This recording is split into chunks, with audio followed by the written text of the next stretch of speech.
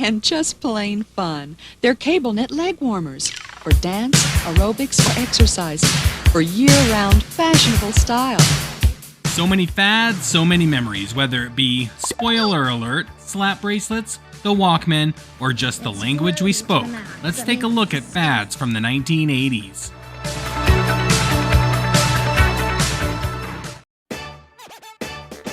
Juicy summer jellies. Huge shout out to Tyler Wilson, thanks for being here. Afternoon everybody, and I hope you are doing well. To start off our little list, we have jelly shoes. Although these were just injection molded soft plastic footwear, they were named jelly shoes or jellies by fans. And the Brazilian company Guinda Shoe Corporation was best known for creating this icon. They were affordable, running between $10 and $20, cool, and worn by many. You can still grab a pair if you are so inclined, as the company is still going strong, and in 2006, they manufactured some 131 million pairs of these PVC-made shoes. Maybe they are not in fashion now, but one thing is for sure, everything is cyclical, and they will be again at some point. Jellies were restyled every 6 months or so to stay ahead of the competing companies. There were basically 4 European designers tasked with concocting the ongoing rollouts. The big break for these shoes came when they debuted in the United States at the 1982 Knoxville World's Fair. The following February, they really secured their spot in the annals of fashionable footwear at the Shoe Exposition in Chicago. Since then, in the early 1980s, jelly shoes have ridden the fashion roller coaster steadily, and although they are perhaps best associated with the 80s, they definitely still appeal to today's consumers. Take a cassette out of its case, and most people just see an empty box. But Sony saw something quite different.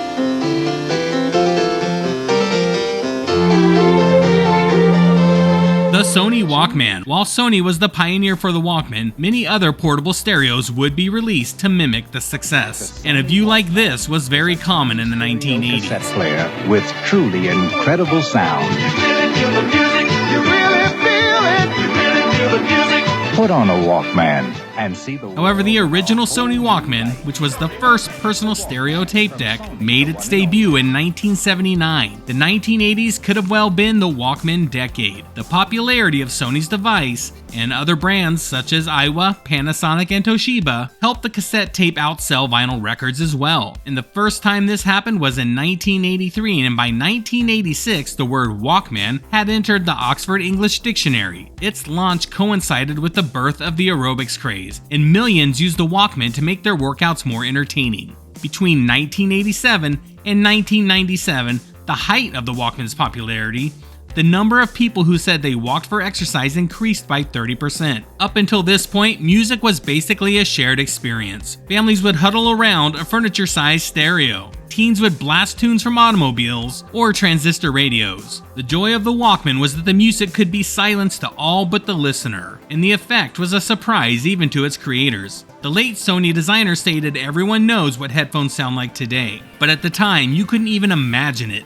And then suddenly, Beethoven's Fifth Symphony is hammering between your ears. I have the Sony Walkman Sport, and it was a great little device with special steps to keep water from getting into it. I do wish I had the original headphones, but what are you gonna do? Some people jump ship to CD as soon as the Sony Discman came out in its original mode. However, I found that barely portable, as it would skip horribly with every step you take. Plus, you know, cassettes rock.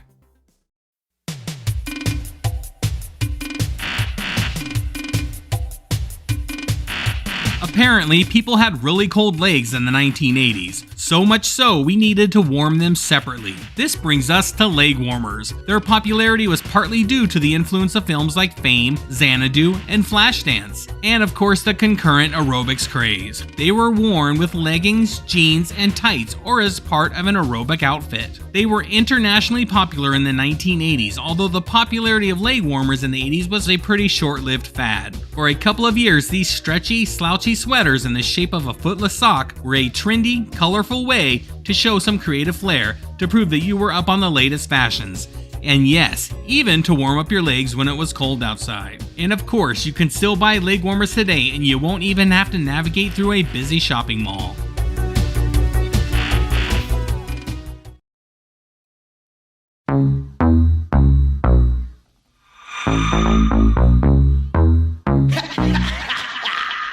Yeah.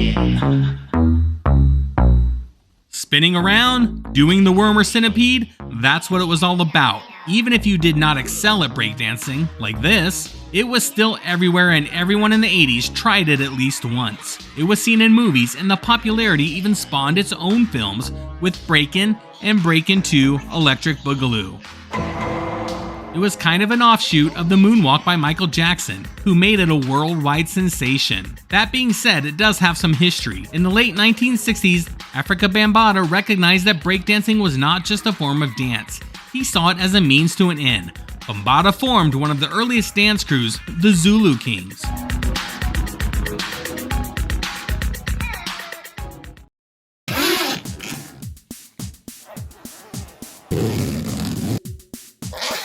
Zippers. I am not saying the 1980s were somehow responsible for zippers, because zippers really took off in 1937, but boy did we sure love them in the 80s. You could get a jacket covered in zippers, the sleeves, the pockets, and everywhere else. Even our shoes had zippers in the form of kangaroos. And of course, who could forget parachute pants? There are pockets here, there are pockets all over the pant.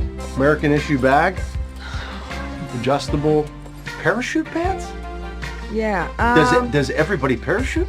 While they would not save you from falling out of a plane, the material was parachute-like, and yes, they were covered in zippers. Parachute pants, originally known as flight pants, are a style of trousers characterized by the use of nylon, especially from ripstop nylon. But it was the zipper that really set these clothing items apart.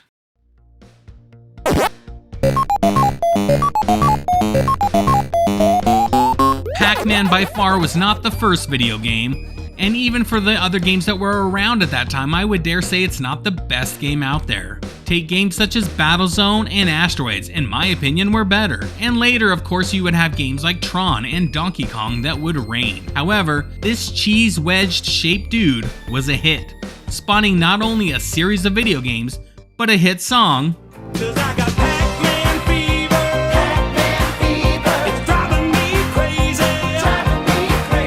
a Saturday morning cartoon, cereal, merch, and so much more. The popular Pac-Man came out in Japan on May 21st, 1980, and by October of that year, it was released in the United States.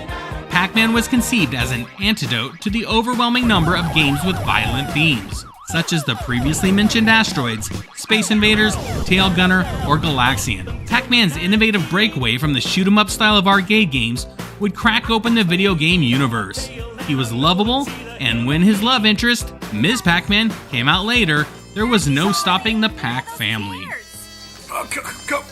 Coming right up, Pepper.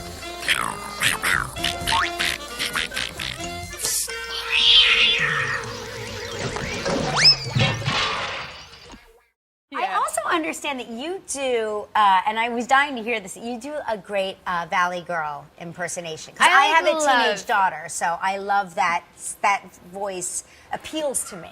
Uh-huh. I don't know, it's because I watched like a lot of American TV when I was growing up that I just like love in California. Valley Girls. Valley Girls were named for girls who lived in LA in that area, specifically in the Valley. However, you would see that term expanded and you would see it grow everywhere. I'm like all these like really great shoe stores. I love going into like clothing stores and stuff. The Valley Girl is defined as a socio-economic, linguistic, and youth subculture stereotype and stock character originating during the 1980s. Pronounce everything so that it sounds as if you've got marbles in your mouth, okay? And of course, 1983, they had the hit with Nicolas Cage, Valley Girl, which would only serve to help the phenomenon grow. They were known for the look, their popularity, and of course the lingo. Some of the most popular phrases would be, bag your face. This is the 80s version of shut up, but it's much more fun. Barf me out, take a chill pill, doy, noid, psych, and of course the classic, gag me with a spoon. Now some of those Valley Girls would have the 80s hair. Not just the hair, the big hair. Big hair and Aquanet would give you the look of someone getting electrocuted. And this is how you knew you were doing it right in the 1980s. Why was big hair so popular in the 1980s? Back then we saw the onset of huge locks on men and women, often in the form of long hair, curly hair, which were inspired by heavy metal and appropriately named hair bands. Huge hair was everywhere, and some trace it back to the early 1980s when Brooke Shields became a dominant force in the fashion trend after becoming a teen model in 1980. She has appeared in numerous magazine covers with different styles of long and big hair, making her one of the most influential fashion icons of the early 1980s. So thanks, Brooke. Look what you did. Transformation. From the Greek kalos, beautiful, that's the cow. And from the Latin vincere, to conquer, that's the vin. Calvin, beautiful conqueror. So that's what happened to me. I've been Calvinized. Tops and jeans like Calvin Klein.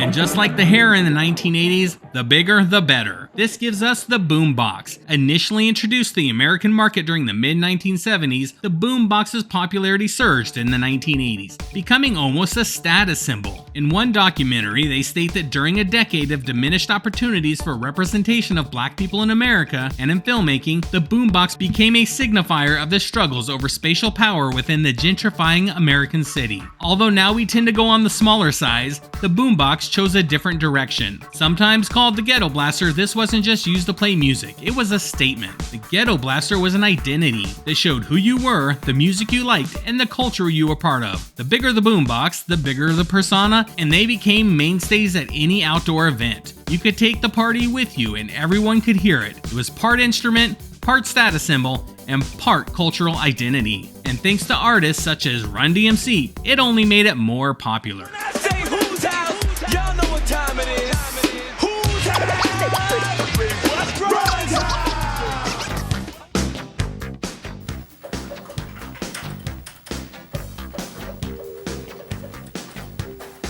Shields, you wear slap bracelets? Yeah. Slap bracelets, a little painful, especially if they broke intentionally or otherwise. This fashion statement was invented by Wisconsin teacher Stuart Anders in 1983, sold originally under the brand name of Slap Wrap.